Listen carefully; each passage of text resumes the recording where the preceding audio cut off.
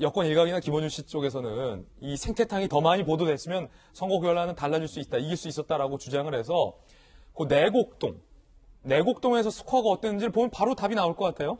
만약에 이 의혹 제기가 제대로 먹혔다면 내곡동에서 결과는 달랐어야 했을 텐데 어땠을까요? 서초구 내곡동에서 민심이 더블 스코어가 나왔습니다. 오세훈 64.4, 박영선 33.4. 땅 측량 의혹 생태탕 논란. 만약에 이 의혹이 정말로 이 내곡동 주민들로부터 신뢰를 받았다면 오 후보를 지지하지 않는 여론이 높았어야 한 것이 상식인데 오히려 더블 스코어로 오세훈 후보의 지지세, 득표율이 더 높았다라는 부분은 상당히 좀 흥미로운 분석이고 김용주 의원님, 네. 이런 보도도 있더라고요. 어제 제가 굉장히 재밌게 봤는데 오 시장 이고 나서 이 생태탕 집에 줄이 굉장히 늘어섰다. 생태탕 먹으려고 사람들이. 네. 그런 보도도 나왔더라고요. 그거는 그냥 그렇게 볼 수 있겠는데, 실제로 보면 이제 이번 선거 때 보면은 이제 검천 또 이렇게 강북 지역이 투표율이 낮았고요. 서초, 강남, 송파 투표율이 굉장히 높았습니다.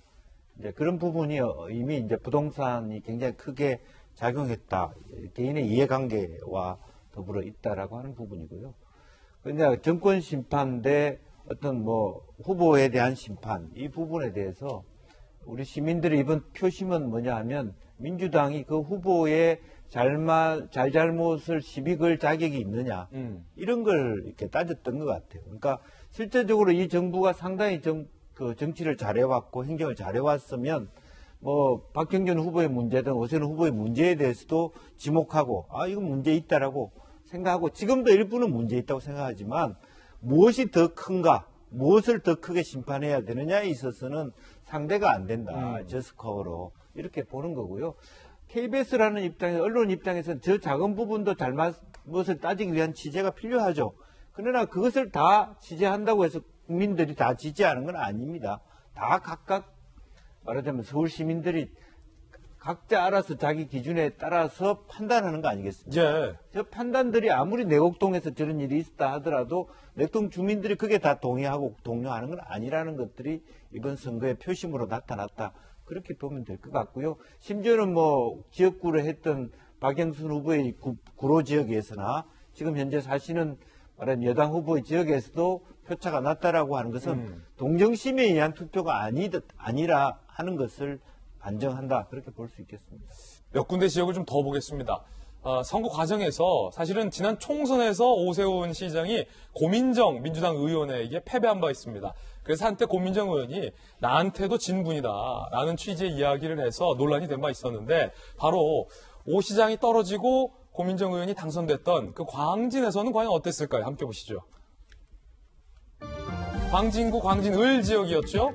총선 때 고민정 의원이 50.4%로 승리를 한 바 있는데 이 지역에서 오세훈 시장이 58.7의 득표를 얻었습니다. 박영선 후보는 37.2. 그런데 이 광진을 같은 경우는 추미애 전 장관이 당선이 많이 됐던 곳이었고 또 여기 옆에 계시는 김영주 의원이 당선됐던 곳이기도 합니다. 그리고 이 광진을 옆 동네 광진갑에서는 제 옆에 있는 김병미 비대위원이 정말로 아깝게 아슬아슬하게 지난 총선 때 낙선의 고배를 마셨던 지역이기도 합니다. 자, 박영선 후보의 텃밭 구로는 어떨까요? 자, 3선을 구로에서 했죠. 정치적 고향. 박영선 후보의 득표율이 43.7에 불과했고 오세훈 시장에게 10%포인트 가까운 격차로 패배를 했다.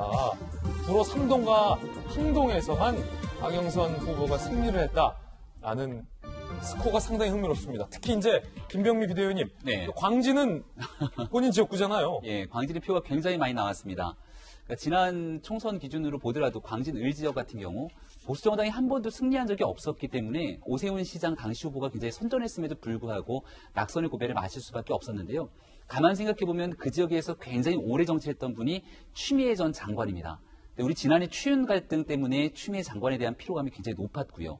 이 지역에서 당선된 고민정 의원이 국민을 위해서 열심히 노력하는 정치인의 모습을 보여줬으면 좋았겠습니다만 우리가 SNS 등을 통해서 봤을 때 상당히 무례할 정도로 낙선한 오세훈 당시 후보를 향해서 굉장히 매섭게 뭔가 좀 무례한 비판들이 쏟아졌죠. 그리고 이 박원순 전 시장의 성추행으로 인해서 피해를 겪은 피해자에게 피해 호소인 등에 대한 언급을 하게 되면서 싸늘하게 민심이 식기도 했었는데 이게 불과 1년 만에 민심이 돌면서 굉장히 많은 표 차이로 오세훈 시장 당선에 기여를 하게 됐죠. 그러니까 민심이 그만큼 무섭다는 것을 뼈저리게 느끼고 이러한 민심의 바람이 언제든지 또 다른 방향으로 불 수 있기 때문에 여기에 대해서 모든 정치권이 숙고할 수 있었던 그런 시간이라고 생각합니다. 예. 자, 오 시장이 당선 이후의 변수들이었습니다.